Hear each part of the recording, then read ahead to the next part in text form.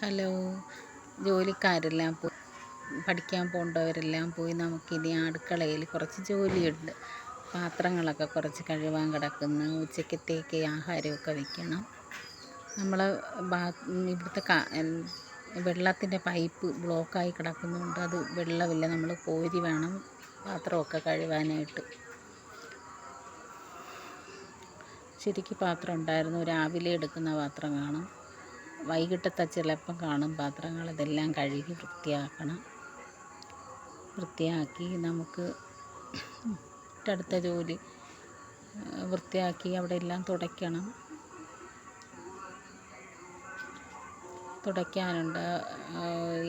ജോലിയെല്ലാം കഴിഞ്ഞ് വൃത്തിയാക്കി രാവിലത്തെ ജോലിയും കഴിഞ്ഞിട്ട് അവിടെ എല്ലാം തുടച്ച് വൃത്തിയാക്കി ഇടണം. ഇത് കണ്ടോ എൻ്റെ അടുക്കള ഇപ്പോൾ വൃത്തിയായില്ലേ? ടാറ്റാ.